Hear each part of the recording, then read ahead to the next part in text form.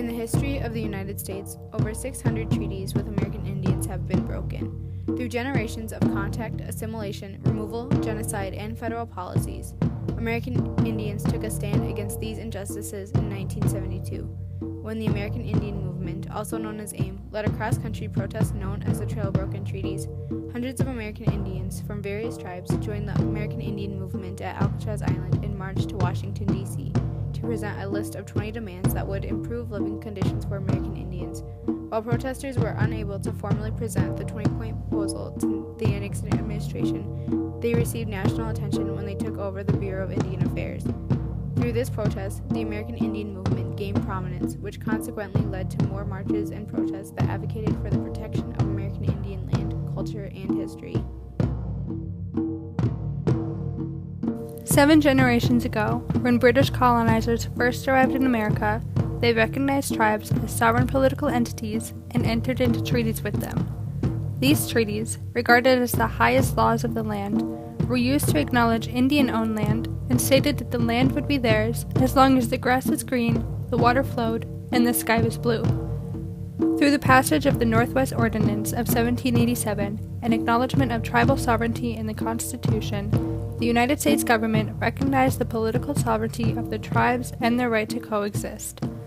From 1823 to 1832, John Marshall, in 3 major decisions known as the Marshall Trilogy, reaffirmed tribal right to land possession, tribal sovereignty, and defined a trust responsibility between tribal governments and the federal government. This trust responsibility stated that while tribes were domestic, dependent nations, the United States was responsible for their health and welfare. Despite this respect and recognition on paper, the United States government often contradicted themselves and forcibly removed American Indians from their land. In 1830, President Andrew Jackson signed into law the Indian Removal Act. This act was in direct violation of the Marshall Trilogy. In 1866, Red Cloud, a Lakota chief, led his tribe in a war against the U.S. government due to the amount of broken treaties. This war ended with the 1868 Treaty of Fort Laramie, which stated that the Lakota tribe would have full possession of the Black Hills in South Dakota. However, in 1876, the U.S. government discovered gold in the Black Hills and again removed the Lakota from their land. Throughout the 1800s and into the 1900s, the U.S. government continued to struggle with recognizing tribal sovereignty. American Indian children were taken from their families and stripped of their culture and traditions at boarding schools. These boarding schools defied the tribal sovereignty that was given to tribes, not only in treaties, but also the Constitution. In 1887, to encourage assimilation, the U.S. government passed the Dawes Act, which allowed government officials to go onto American Indian reservations and divide the land between Indians, selling any surplus land to non-Indians. This act also diminished tribal sovereignty and violated what was declared in the Marshall Trilogy. In 1953, to assimilate American Indians to Western culture, President Eisenhower and Congress terminated national recognition of certain tribes. A key part of this termination plan was to relocate American Indians to inner cities in order for them to become civilized. This relocation led to tribal land being sold to non-Indians, dramatically downsizing reservations and causing tribal governments to lose hundreds of thousands of dollars.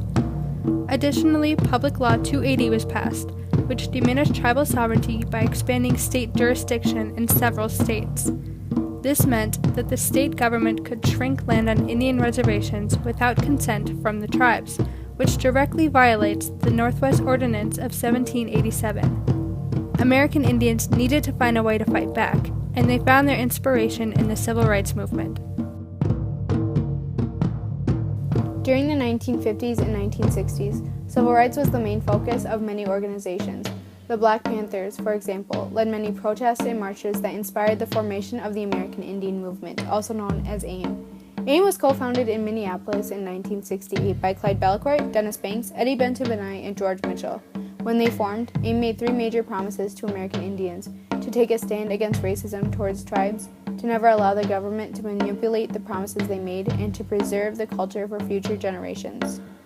To prove their commitment to fighting for American Indian rights and to gain media attention, AIM sent representatives to occupy Alcatraz Island in 1969. to bring attention to the inadequate living situations on reservations. The 14-month occupation succeeded, and as their movement grew, AIM became more determined to bring national attention to the history of broken treaties. Using the momentum from Alcatraz, AIM organized the Trail of Broken Treaties, which protested the violation of nearly 600 treaties, including the Northwest Ordinance of 1787, the Marshall Trilogy, and the 1868 Treaty of Fort Laramie. The Trail of Broken Treaties began in the late summer of 1972.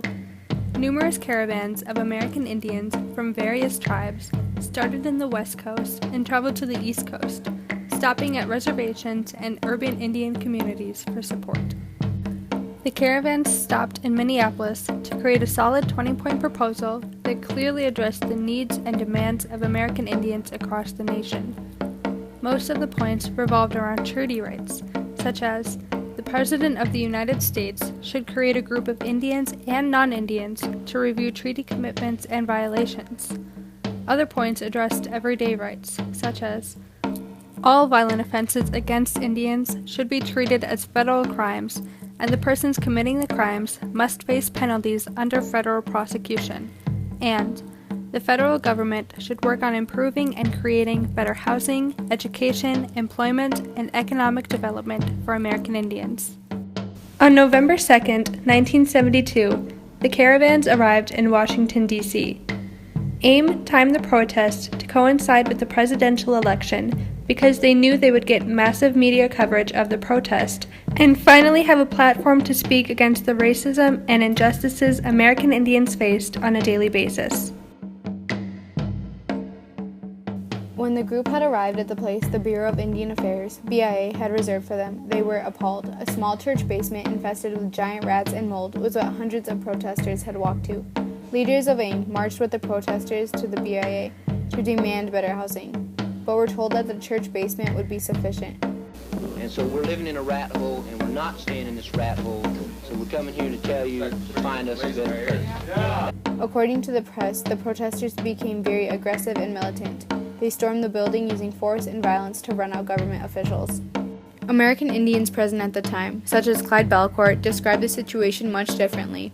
As the protesters were leaving the BIA, the younger ones were shoved by guards. The large group was fearful for their lives and thought they would step outside to face the District of Columbia riot squad, so they seized the building for 1 week. The 20-point proposal was never formally presented to the Nixon administration. However, Hank Adams, an American Indian activist, met with officials to create a compromise. AIM would not receive criminal charges against them, only if they left peacefully with the $66,000 the government would provide for transportation. While the 20-point proposal was looked at by Congress, American Indians saw no result, but they refused to be ignored any longer. 1 year after the Trail of Broken Treaties, AIM organized a protest at Wounded Knee in order to bring national attention to the stolen land known as the Black Hills. Although the protests didn't gain anything but attention, AIM continued to persist. Over the years, AIM has continued to lead American Indian initiatives, most recently the No Dakota Access Pipeline, also known as No DAPL.